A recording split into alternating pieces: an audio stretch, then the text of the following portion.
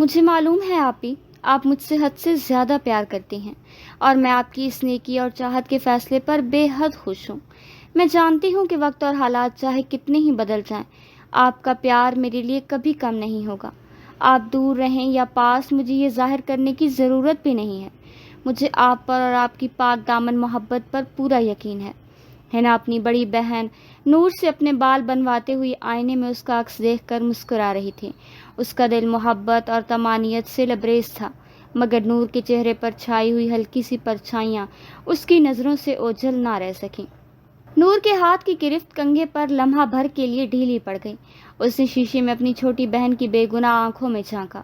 نور نے اپنے ہاتھ میں تھاما شیشے کا کنگھا نیچے رکھا اور حنا کے نازک شانوں پر اپنے نرم ہاتھ رکھتے ہوئے بے ساختہ کہا، تم میری جان ہو حنا، میری محبت پر تو تمہیں کبھی شک ہوتا ہی نہیں، چاہے لیکن نہ جانے کیوں آج کل تمہیں دیکھتے ہی میرا دل عجیب سے اندیشوں اور ممتا جیسی محبت سے بھر جاتا ہے۔ تم میں مجھے بالکل ہماری مرحومہ امی کی جھلک نظر آتی ہے، وہی مسکراہٹ، وہی خاموشی، صبر، وہی معصومیت اور وہی جھیل سی گہری آنکھیں۔ حنا کا چہرہ جو لمحہ بھر کے لیے کھلکھلا رہا تھا ایک دم غمگین ہو گیا۔ اس سے مڑ کر نور کا ہاتھ اپنے دونوں ہاتھوں میں تھاما اور دھیمی کانپتی آواز میں بولی، آپی براہ مہربانی مجھے امی سے تشبیہ نہ دے۔ آپ جانتی ہیں کہ جب بھی اس حویلی کے لوگ مجھے دیکھتے ہیں تو یہی تانا دیتے ہیں کہ یہ بھی بالکل اپنی ماں پر گئی ہے، اس کا کردار اور اس کی قسمت بھی وہی ہوگی۔ امی بری نہیں تھیں آپی، یہ صرف آپ اور میں جانتے ہیں، لیکن یہ ظالم دنیا، یہ سوسائٹی اور اس حویلی کے سنگ دل لوگ تو کبھی اس بات کو نہیں مانتے۔ وہ تو بس موقع ڈھونڈتے ہیں کہ کب ہمیں ہماری ماں کے نام پر تذلیل کر سکیں اور ہمارے کردار پر کیچڑ اچھال سکیں۔ نور کے لبوں پر ایک تلخ اور غمگین مسکراہٹ ابھری۔ اس نے حنا کے رخسار کو چھوا اور کہا، لوگ کیا کہتے ہیں اس سے کیا فرق پڑتا ہے حنا؟ جو لوگ نفرت کے عادی ہوتے ہیں انہیں محبت کا خلوص کبھی نظر نہیں آتا۔ بابا تو جانتے تھے نا کہ وہ کیسی تھیں۔ بابا نے ہمیشہ ان سے بے پناہ اور بے لوث محبت کی اور آج بھی ان کی پاکیزہ یادوں کے سہارے جی رہے ہیں۔ اگر امی میں کوئی برائی ہوتی تو کیا بابا ان کے جانے کے اتنے سال بعد بھی ان کے نام کا دیا اپنے دل میں جلائے رکھتے، ان کی تصویر دیکھ دیکھ کر اپنے آنسو چھپاتے؟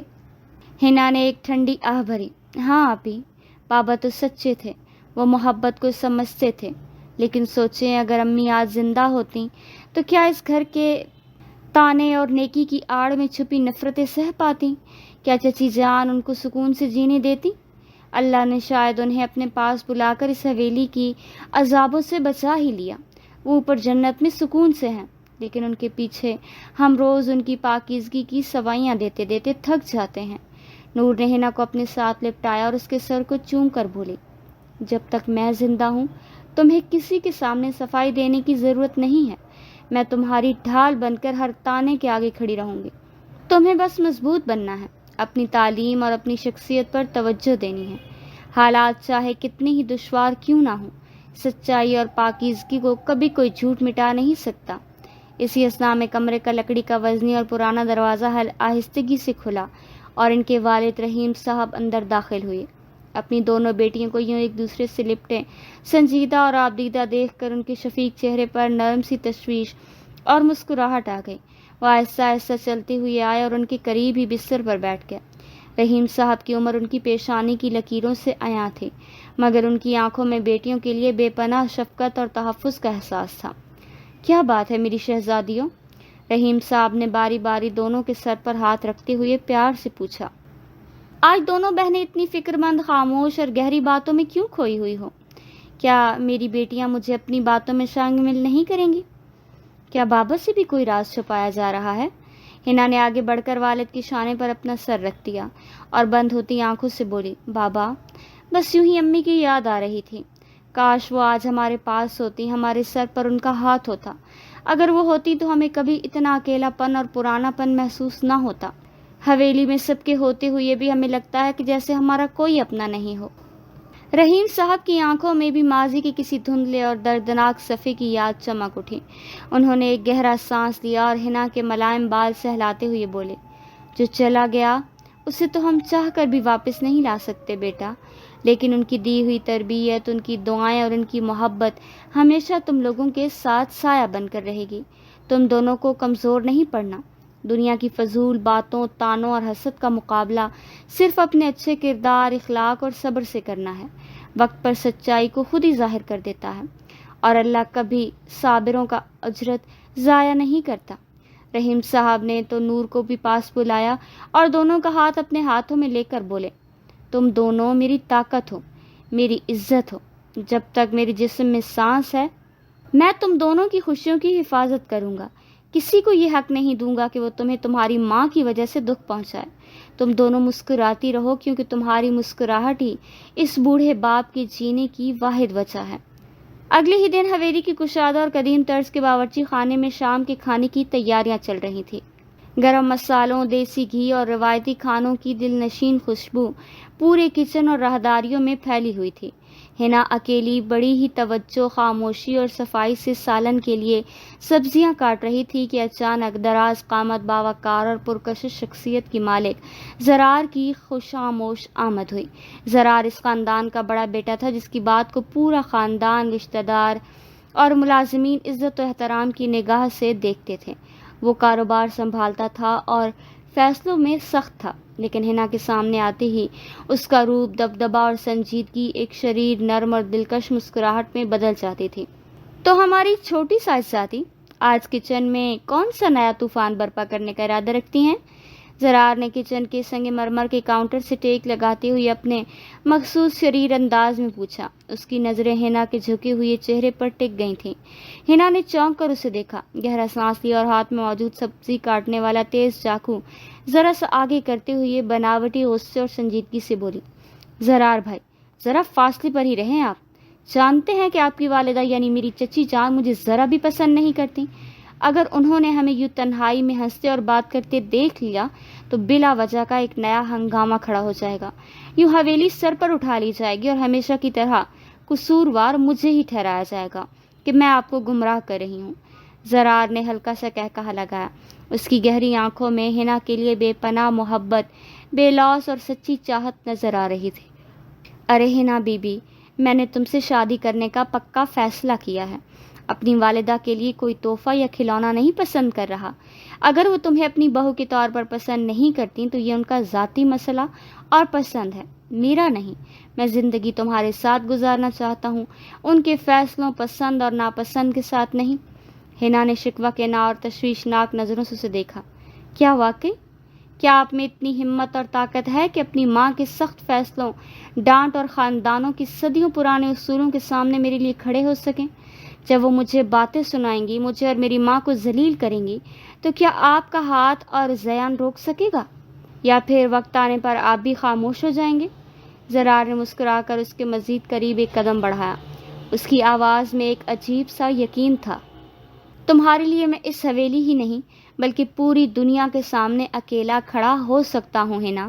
تم صرف میرا ہاتھ تھام لو اور مجھ پر بھروسہ رکھو۔ باقی سب رکاوٹیں اور مسائل میں خود سنبھال لوں گا۔ تمہیں کسی کے سامنے جھکنے نہیں دوں گا۔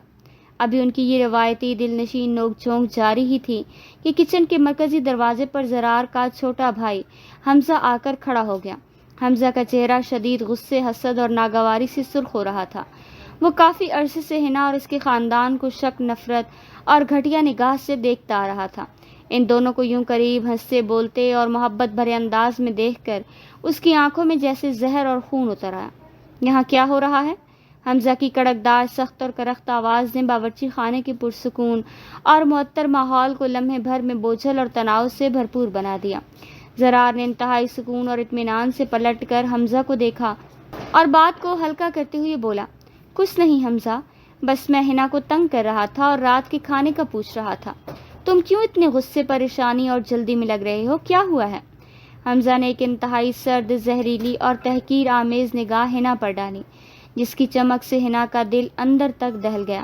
پھر اس نے زرار کا بازو تھاما اور سخت لہجے میں کہا، زرار بھائی، آپ ذرا باہر صحن میں آئیں، مجھے آپ سے بہت ضروری اور اہم بات کرنی ہے۔ یہاں کچن میں وقت ضائع نہ کریں۔ باہر کشادہ صحن میں جا کر، جہاں رات کی ہوا کے تیز جھونکے درختوں کے پتوں کو سرسرا رہے تھے، حمزہ نے بغیر کسی تمہید کے صاف اور کڑوے الفاظ میں کہا، زرار بھائی، آپ اس لڑکی کے اتنے قریب کیوں جا رہے ہیں؟ آپ کی عقل پر پردہ کیوں پڑ گیا ہے؟ آپ کو نظر نہیں آتا کہ وہ معصوم، مظلوم اور بیچارگی کا محض ڈرامہ کرتی ہے؟ وہ در حقیقت آپ کے جذبات، آپ کے نام، آپ کی عزت اور اس حویلی کی جائیداد سے کھیل رہی ہے۔ چچی کی طرح اس کی نیت، سوچ اور کردار بھی قابل اعتبار نہیں ہے۔ وہ آپ کو اپنے مقاصد کے لیے استعمال کر کے ایک دن چھوڑ دے گی۔ یہ زہریلے اور دل دکھانے والے الفاظ وہیں قریب سے گزرتے ہوئے نور کے کانوں میں پڑ گئے۔ نور کے قدم وہیں برف کی طرح جم گئے۔ اس کا خون کھول اٹھا۔ اس کی اور اس کی بہن کی عزت نفس پر جیسے کسی نے زہر میں بچھا ہوا خنجر مارا تھا۔ وہ بغیر کسی خوف یا ہچکچاہٹ کے آگے بڑھی اور حمزہ کے بالکل سامنے آ کر ڈٹ کر کھڑی ہو گئی۔ حمزہ صاحب، اپنی زبان کو لگام دے اور اپنی حد میں رہیں۔ نور کی آواز غصے، ضبط اور غیرت سے کانپ رہی تھی۔ میری بہن کے بارے میں ایک بھی لفظ غلط بولنے یا اس پر گھٹیا الزام لگانے سے پہلے 100 بار سوچیں۔ وہ پاک دامن، باحیا، سچی اور خوددار ہے۔ اس کا ماضی یا ہماری مرحومہ ماں کا ماضی ایسا ہرگز نہیں تھا کہ جیسے آپ جیسے تنگ نظر، حاسد اور متعصب لوگ سوچتے ہیں۔ کسی کی مجبوری، شرافت اور خاموشی کو اس کا گناہ یا کمزوری نہ سمجھیں۔ حمزہ نے ایک طنزیہ مغرور اور زہریلی مسکراہٹ کے ساتھ نور کی غضبناک آنکھوں میں دیکھا۔ سچ ہمیشہ کڑوا اور دردناک ہوتا ہے نور بی بی۔ وقت اور حالات بہت جلد آپ کے سامنے اور اس حویلی کے سامنے ثابت کر دیں گے کہ کون سچا ہے اور کون مظلومیت کا ناٹک کر رہا ہے۔ آپ کی یہ معصوم بہن اپنے مقصد، لالچ اور اس حویلی کی مالکن بننے کے لیے کسی بھی حد تک گر سکتی ہے۔ میری باتوں کو یاد رکھیے گا۔ دن گزرتے گئے اور حویلی کی در و دیوار پر کشیدگی، خاموشی، جنگ اور زہریلے تعصب کے بادل مزید گہرے ہوتے گئے۔ زرار کی شدید ضد، رحیم صاحب کی رضامندی اور خاندان کے کچھ بڑے بزرگوں کے دباؤ کے باعث زرار اور حنا کی منگنی اور نکاح کی ابتدائی بات چیت شروع ہو چکی تھی، لیکن زرار کی والدہ بلقیس بیگم اس رشتے کے سخت، شدید اور اخلاقی خلاف تھیں۔ وہ اس حویلی کی اصل مانکل روایات کی پابند اور ایک انتہائی مغرور عورت تھیں، جو کسی بھی قیمت پر ایک غریب، بے سہارا اور بدنام سمجھی جانے والی لڑکی کو اپنے گھر کی بڑی بہو اور حویلی کی وارث بنانے پر تیار نہیں تھی۔ ایک شام جب سورج غروب ہو چکا تھا اور حویلی پر تاریکی کا سایہ پھیل رہا تھا، بلقیس بیگم نے اپنے بستر پر بیٹھے ہوئے اپنے چھوٹے بیٹے حمزہ کو اپنے خاص کمرے میں بلایا۔ کمرے میں مدھم روشنی تھی، عود کی خوشبو پھیلی ہوئی تھی اور خاندانی وقار و روایات کے نام پر نفرت کا ایک گھناؤنا منصوبہ بن رہا تھا۔ حمزہ، بلقیس بیگم نے بے چینی سے اپنے ہاتھ ملتے ہوئے اور کمرے میں چکر لگاتے ہوئے کہا، اگر زرار نے اس حنا سے شادی کر لی تو اس خاندان کا سالوں پرانا نام، میری دھاک اور ہماری عزت خاک میں مل جائے گی۔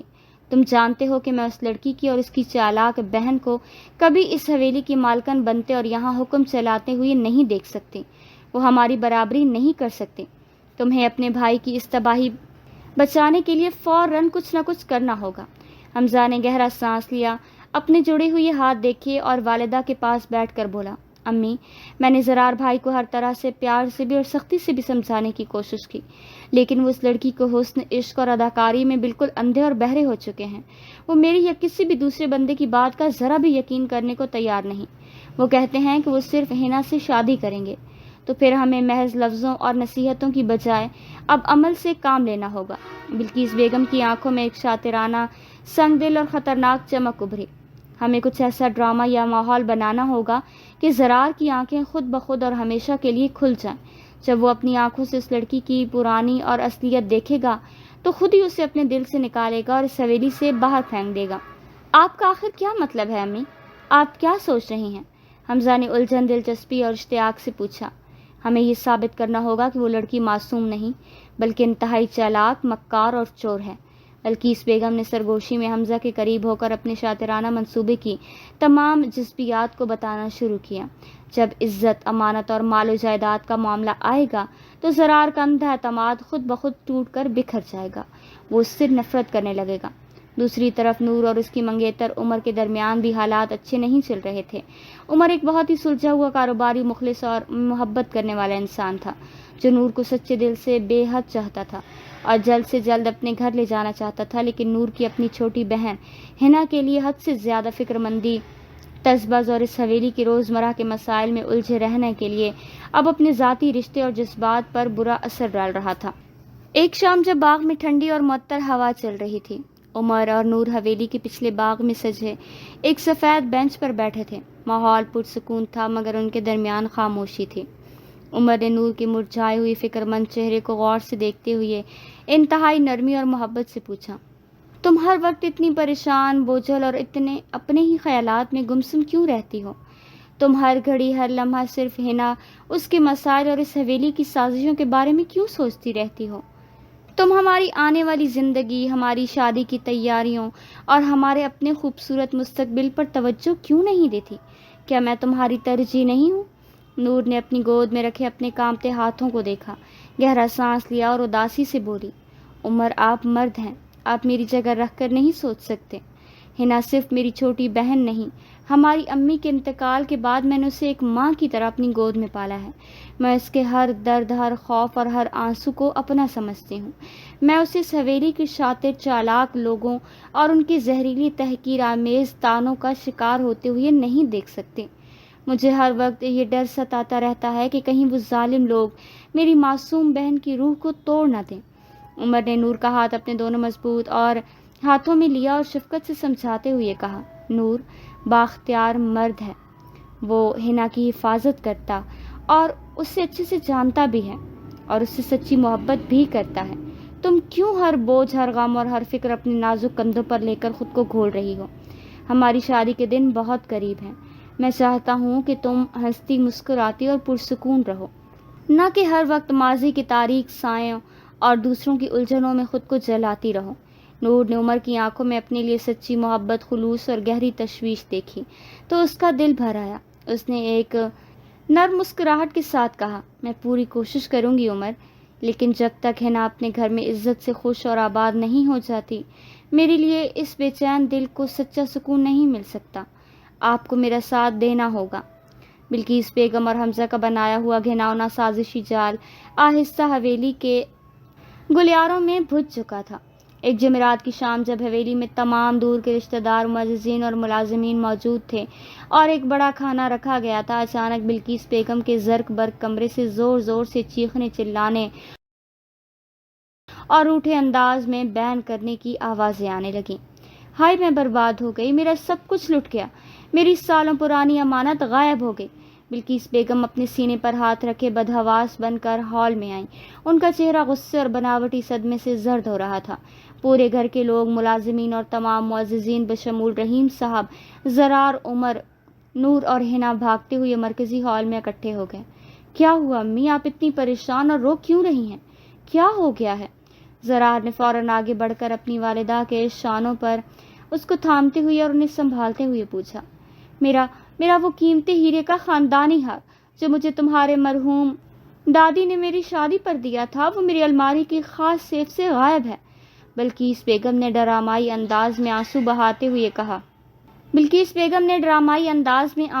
ہوئے کہا، اس گھر میں کوئی باہر کا بندہ یا چور نہیں آیا، یہ کام کسی اندر والے کا، لالچی اور نیت کے کچے انسان کا ہے۔ کسی نے میری امانت پر ڈاکہ ڈالا ہے۔ حمزہ نے فوراً تیار شدہ موقع کا فائدہ اٹھایا اور اس کی زہریلی حاسدانہ نظریں ہال کے ایک کونے میں کھڑی ہنا پر جا ٹھہریں۔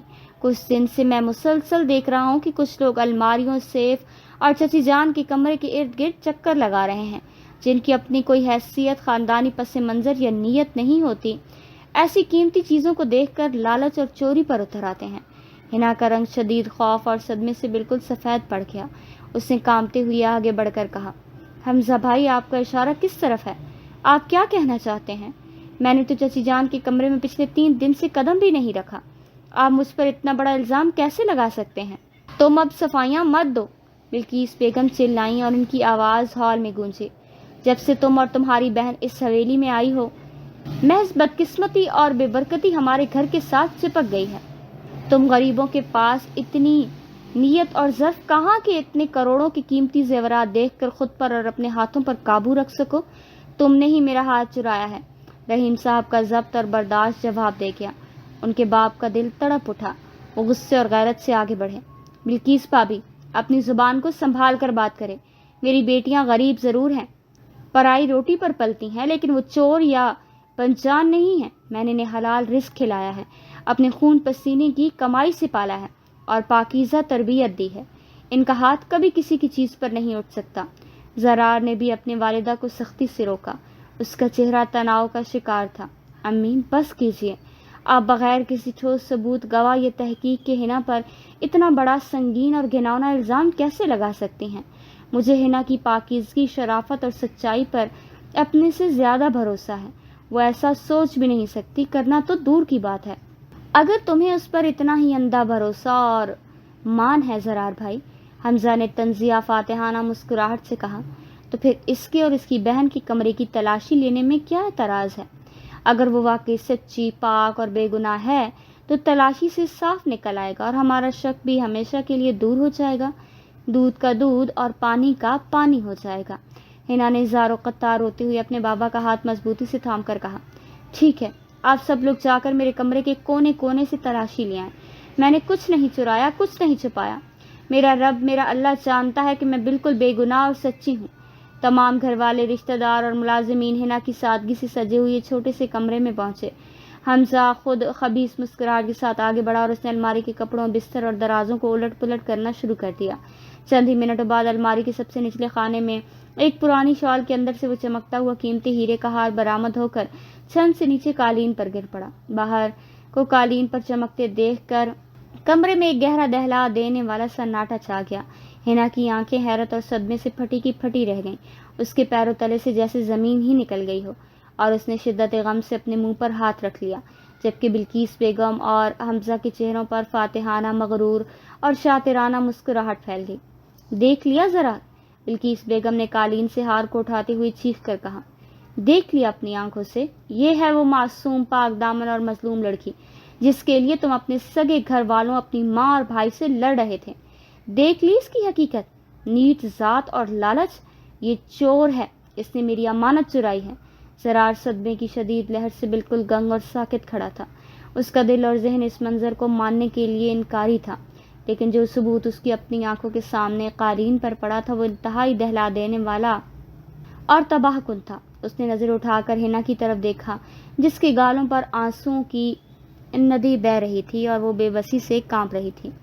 زرار بھائی، خدا کی قسم، قرآن کی قسم، میں نے یہ نہیں کیا۔ ہنا نے تڑپ کر زارو قطار روتے ہوئے زرار کے آگے ہاتھ جوڑے۔ مجھے نہیں معلوم یہ ہار میرے کپڑے میں کیسے آیا، کس نے رکھا۔ میں سچی ہوں زرار بھائی، مجھے مار لیں لیکن مجھے چور مت کہیں، میں نے کبھی چوری نہیں کی۔ نور اپنی بہن کو اپنے سینے سے زور سے لگاتے ہوئے چیخی، یہ سب ایک گھناؤنا، نیچ اور بزدلانہ سازش ہے۔ میری بہن کو جان بوجھ کر پھنسایا گیا ہے۔ جو لوگ اس رشتے کے خلاف تھے، جنہوں نے پہلے دن سے نفرت کی ہے، وہی اس چوری کا ڈرامہ رچانے کے پیچھے ہیں۔ حمزہ نے آگے بڑھ کر طنز کرتے ہوئے کہا، تلاشی میں ثبوت رنگے ہاتھوں سامنے آنے کے بعد بھی اگر آپ اپنی بہن کی اندھی وکالت اور صفائیاں دینا چاہتی ہیں تو یہ آپ کی جہالت اور ڈھٹائی ہے۔ زرار بھائی، اب فیصلہ آپ کے ہاتھ میں ہے کہ آپ ایک چور لڑکی کو چنتے ہیں یا پھر اپنے خاندان کو۔ اس خوفناک واقعے کے بعد حویلی میں ماتم اور ویرانی جیسا خوفناک سناٹا چھا گیا۔ ہنا نے اپنے آپ کو کمرے میں بند کر لیا اور کھانا پینا چھوڑ دیا، اور دن رات بستر پر پڑی روتی رہی۔ رحیم صاحب کی غیرت اور عزت نفس بری طرح مجروح ہوئی، اور وہ بھی اپنے کمرے تک محدود ہو گئے اور مسلسل اپنی بہن کا حوصلہ بڑھانے میں لگی رہیں۔ دوسری طرف زرار اپنے کمرے میں اکیلا اندھیرے میں بیٹھا گہری سوچ اور شدید ذہنی کرب میں ڈوبا ہوا تھا۔ اس کا دل مسلسل بار بار اندر سے پکار کر کہہ رہا تھا کہ ہنا بے گناہ، پاک اور سچی ہے، مگر ظاہری ثبوت اس کے خلاف قائم ہو چکے تھے۔ لیکن زرار محض ایک جذباتی عاشق نہیں تھا، وہ ایک ذہین، باریک بین اور انتہائی باشعور انسان تھا۔ اس نے جلد بازی میں کوئی غلط قدم اٹھانے یا جذباتی ہونے کی بجائے سچائی کی تہہ تک پہنچنے اور معاملے کے تہہ کھولنے کا پکا فیصلہ کر لیا۔ زرار نے رات کے سناٹے میں خاموشی سے حویلی کے سب سے پرانے ملازم بابا دین محمد کو اپنے خاص اسٹڈی روم میں بلایا۔ دین محمد بابا، زرار نے انتہائی سنجیدگی، دھیمی اور سخت آواز میں پوچھا، مجھے سچ سچ بتاؤ، جمعرات کی دوپہر کو جب سب لوگ نیچے کھانا کھا رہے تھے یا آرام کر رہے تھے، کیا تم نے کسی کو اوپر والی راہداری یا ہنا کے کمرے کی طرف جاتے دیکھا؟ سچ بولنا، تمہیں اللہ کی قسم ہے۔ دین محمد نے ڈرتے ڈرتے ادھر ادھر دیکھا، اپنے پرانے ہاتھ جوڑے اور دھیمی آواز میں بولا، چھوٹے صاحب، میں حویلی کا پرانا نمک خوار ہوں۔ میں کسی پر بلا وجہ الزام نہیں لگانا چاہتا، لیکن اس دن دوپہر کو جب ہنا بی بی نیچے باورچی خانے میں تھی، میں نے حمزہ صاحب کو انتہائی سراسیمگی کی حالت میں ہنا بی بی کے کمرے کی طرف جاتے دیکھا تھا۔ ان کے ہاتھ میں کپڑے میں لپٹی ہوئی کوئی چیز تھی اور وہ بہت جلدی میں باہر نکلے تھے۔ بابا دین محمد کی یہ گواہی سنتے ہی زرار کا شک پکے میں یقین میں بدلنے لگا۔ اس نے بغیر ایک بھی لمحہ ضائع کیے حویلی کے مین گیٹ، مرکزی ہال اور راہداریوں میں لگے اعلیٰ معیار کے CCTV کیمروں کی فوٹیج کی گہری جانچ پڑتال کی اور اس کا فیصلہ کرنا شروع کر دیا۔ یہ کیمرے کچھ ماہ پہلے سیکیورٹی کے پیش نظر لگوائے گئے تھے اور ان کا ایکسیس اور پاسورڈ صرف اور صرف زرار کے ذاتی لیپ ٹاپ میں محفوظ تھا۔ زرار نے اپنے لیپ ٹاپ پر جب جمعرات کی دوپہر کی فوٹیج دیکھی، اس کو زوم کیا اور وقت کے مطابق فارورڈ کر کے دیکھنا شروع کیا تو اس کا خون کھول اٹھا۔ اس کی آنکھیں غصے سے سرخ ہو گئیں۔ ویڈیو بالکل صاف اور واضح تھی۔ فوٹیج میں صاف نظر آ رہا تھا کہ حمزہ بلقیس بیگم کے کمرے سے چپکے سے نکلتا ہے۔ اس کے ہاتھ میں وہ چمکتا ہوا ہیرے کا ہار ہوتا ہے۔ وہ دائیں بائیں دیکھتا ہے اور پھر تیزی سے حنا کے خالی کمرے میں داخل ہو کر الماری کے خانے میں وہ ہار شال کے اندر چھپا دیتا ہے اور باہر نکل کر دروازہ بند کر دیتا ہے۔ زرار نے غصے اور شدید صدمے سے اپنے ہاتھ کی مٹھی اتنی زور سے بھینچی کہ اس کے ناخن ہتھیلی میں گڑ گئے۔ اس کے اپنے سگے بھائی نے اپنی ذاتی حسد، نفرت اور انا کے لیے اتنی نیچ، گھٹیا اور بزدلانہ حرکت کی تھی۔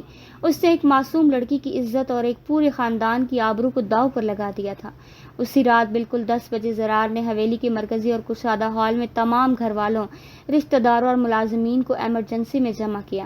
رحیم صاحب، بلقیس بیگم، حمزہ، عمر، نور اور حنا سب وہاں موجود تھے۔ ہال میں شدید کشیدگی پھیلی ہوئی تھی۔ زرار، تم نے اس وقت رات کے اس پہر ہم سب کو یہاں کیوں اکٹھا کیا ہے؟ کیا تم اس چور لڑکی کو اس حویلی سے باہر نکالنے کا اعلان کرنے والے ہو؟ بلقیس بیگم نے ناگواری اور مغروریت سے پوچھا۔ زرار نے ان کی بات کا کوئی جواب نہیں دیا۔ ان کے چہرے پر ایک جلال اور سخت تاثر تھا۔ اس نے خاموشی سے اپنا لیپ ٹاپ اٹھایا، اس کی کیبل پڑی LED ٹی وی اسکرین سے کنیکٹ کی اور ریموٹ سے ویڈیو پلے کر دی۔ بڑی اسکرین پر انتہائی صاف، واضح اور HD ویڈیو چلنے لگی۔ ہال میں موجود ہر شخص نے اپنی آنکھوں سے دیکھا کہ کس طرح حمزہ بلقیس بیگم کے کمرے سے ہار چراتا ہے، راہداری میں جاتا ہے اور پھر حنا کے کمرے میں جا کر الماری میں وہ ہار چھپاتا ہے۔ ویڈیو ختم ہوتے ہی ہال میں موجود تمام لوگوں کو جیسے سانپ سونگھ گیا۔ سناٹا اتنا گہرا تھا کہ سیکیورٹی گھڑی کی ٹک ٹک بھی صاف سنائی دے رہی تھی۔ بلقیس بیگم کا رنگ شدید صدمے اور شرمندگی سے زرد پڑ گیا۔ ان کے منہ سے الفاظ نکلتے بند ہو گئے، جبکہ حمزہ کا چہرہ خوف، ذلت اور شرمندگی سے زمین میں گڑ گیا۔ اس کی تمام چالاکی دھری کی دھری رہ گئی۔ حمزہ، زرار کی آواز میں اتنی شدت، جلال اور غصہ تھا کہ ہال کی اونچی دیواریں اور شیشے گونج اٹھے۔ تم نے اپنے ہی سگے بھائی کی زندگی، اس کی خوشیاں اور اس کے پیار کو تباہ کرنے کے لیے اتنی گھناؤنی، نیچ اور شرمناک سازش کی۔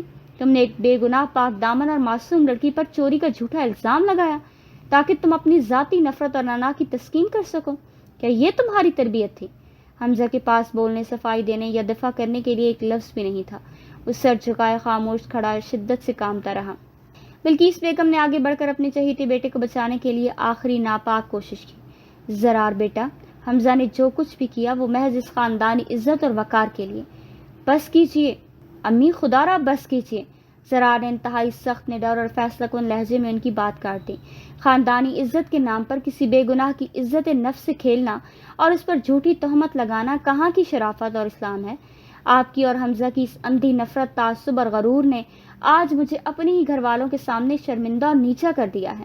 اگر آج میں سچ سامنے نہ لاتا تو ایک بے گناہ لڑکی اور اس کا شریف باپ زندگی بھر اس گناہ اور ذلت کی سزا بھگتتے جو انہوں نے کبھی خواب میں بھی نہیں کیا تھا۔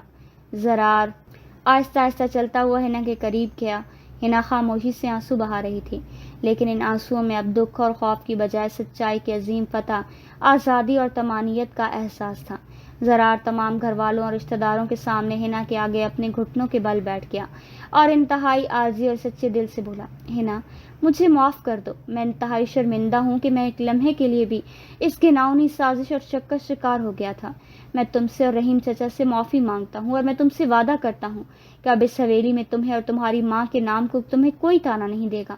تم اس گھر کی عزت بڑی بہو اور میری شریک حیات بنو گی اور میں تم سے کل ہی نکاح کروں گا، چاہے دنیا کی کوئی طاقت یا کوئی انسان میرے خلاف ہو جائے۔ رحیم صاحب کی آنکھوں میں خوشی، فخر اور تسلی کے آنسو بہنے لگے۔ انہوں نے آگے بڑھ کر زرار کو اپنے سینے سے لگا لیا۔ تم نے ثابت کر دیا زرار کہ تم ایک سچے، بااصول، غیرت مند اور مکمل مرد ہو۔ مجھے تم پر اور تمہارے فیصلے پر فخر ہے۔ بلقیس بیگم کو بھی اتنے سالوں کی غلطی، مغروریت اور اپنے بیٹے کی نیچ حرکت پر شدید گہری شرمندگی کا احساس ہوا۔ ان کی آنکھوں میں ندامت کے آنسو آ گئے اور ان کا کاغذی غرور ہمیشہ کے لیے خاک میں مل گیا۔ سازش کے سیاہ نقاب اترے۔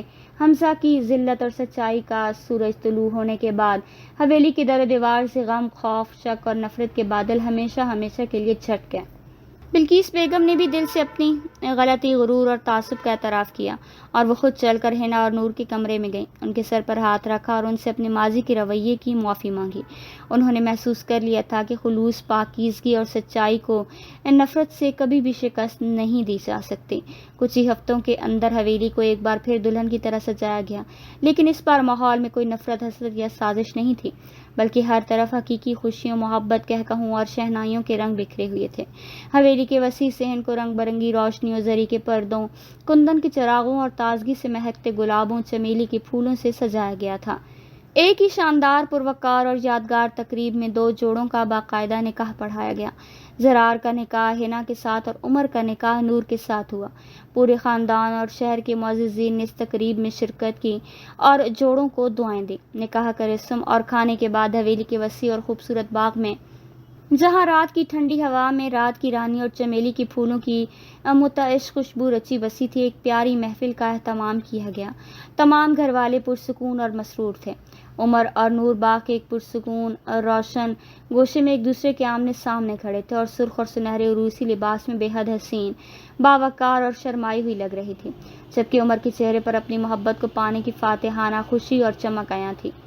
تو بیگم صاحبہ، عمر نے نور کے خوبصورت چمکتے چہرے کو محبت سے دیکھتے ہوئے اپنے مخصوص دلکش لہجے میں پوچھا، اب تو آپ کے اس بے چین دل کو پورا اطمینان، سکون اور قرار مل گیا ہے نا؟ اب تو آپ کی تمام فکریں، خدشے اور ڈر ختم ہو گئے ہیں۔ حنا بھی اب اپنے گھر کی مالکن اور سچائی کے ساتھ آباد ہو گئی ہے، اور آپ میرے ساتھ۔ نور نے حیا اور محبت سے اپنی پلکیں جھکائیں اور دھیمی، چاشنی بھری آواز میں بولے، جی عمر، آج مجھے ایسا محسوس ہو رہا ہے جیسے میرے دل اور روح سے برسوں کا سنگین بوجھ اتر گیا ہو۔ میں نے اپنی معصوم بہن کی خوشیوں، اس کی عزت اور سچائی کے لیے اللہ کی بارگاہ میں جو دعائیں مانگی، اس پاک اور رحیم پروردگار نے وہ تمام دعائیں احسن طریقے سے قبول کر لیں۔ آج میں دنیا کی سب سے خوش نصیب اور پرسکون عورت ہوں۔ عمر نے مسکرا کر نور کی نازک حنائی ہاتھوں اور اس کی انگلیوں کو اپنے مضبوط ہاتھ میں لیا اور انہیں چوم کر بولا، تو پھر اب سے میری طرف بھی تھوڑی توجہ اور محبت رہے گی، یا پھر اب بھی صرف اپنے بابا، بہن اور حویلی کے غم ہی یاد رہیں گے؟ نور ہلکا سا ہنس پڑی۔ اس کی ہنسی میں کہکہوں، شہنائیوں اور جھرنوں کا رس تھا۔ اب میں صرف اور صرف آپ کی ہوں عمر، آپ کی چاہت، آپ کا احترام اور آپ کا ساتھ ہی میری کل کائنات ہے۔ دوسری طرف حویلی کے دوسرے معطر لباس میں دلہن بنی بے حد پیاری، معصوم اور دلکش لگ رہی تھی۔ اس کے رخساروں پر حیا اور خوشی کی سرخی تیر رہی تھی۔ تو حنا بی بی، زرار نے اس کے مزید قریب ہوتے ہوئے اس کے ہاتھ کو چھو کر سرگوشی کے انداز میں کہا، اب تو آپ کو پورا یقین آ گیا نا کہ زرار شاہ اپنے کہے ہوئے ایک ایک لفظ اور وعدے کا کتنا پکا ہے؟ میں نے تم سے کہا تھا نا کہ میں تمہاری عزت، پاکیزگی اور محبت کے لیے پوری دنیا اور ہر رکاوٹ سے اکیلا لڑ سکتا ہوں۔ حنا نے اپنی شرمائی ہوئی نمناک آنکھیں اٹھا کر زرار کی طرف دیکھا۔ اس کی آنکھوں میں زرار کے لیے بے پناہ احترام، عقیدت اور سچی محبت کا سمندر تھا۔ آپ نے اپنا ہر لفظ سچ ثابت کر دکھایا۔ زرار صاحب، آج مجھے دل سے احساس ہو رہا ہے کہ ماضی کی تمام تلخیاں، تانے، سازشیں اور وہ عذاب صرف ایک برا خواب تھے جو اب ہمیشہ کے لیے ختم ہو چکا ہے۔ میری اصل خوبصورتی اور حقیقی زندگی کا باقاعدہ آغاز تو اب ہوا ہے۔ زرار نے حنا کا ہاتھ اپنے دونوں ہاتھوں میں تھاما، اس کی آنکھوں میں جھانکا اور مسکرا کر بولا، زندگی کبھی بھی ماضی کے ناخوشگوار واقعات، بدنما داغوں یا ظالم لوگوں کی نفرت پر ختم نہیں ہوتی ہے نا۔ جہاں کوئی پرانا دردناک اور تلخ قصہ ختم ہوتا ہے، اصل سچی اور خوبصورت زندگی کا سفر ٹھیک وہیں سے شروع ہوتا ہے۔ آسمان پر پورا چاند اپنی تمام تر چمک، چاندنی اور دلکشی کے ساتھ حویلی پر جگمگا رہا تھا، اور باغ میں کھڑے ان تمام لوگوں کے چہروں پر ایک نئی امید، لافانی محبت، اعتماد اور دائمی سکون کی روشنی پھیلی ہوئی تھی۔ محبت کا یہ طویل سفر جو سخت آزمائشوں، گھناؤنی سازشوں اور طوفانوں سے گزر کر اپنی منزل مقصود تک پہنچا تھا، ان کی زندگی کا سب سے انمول، مقدس اور خوبصورت ترین باب بن چکا تھا۔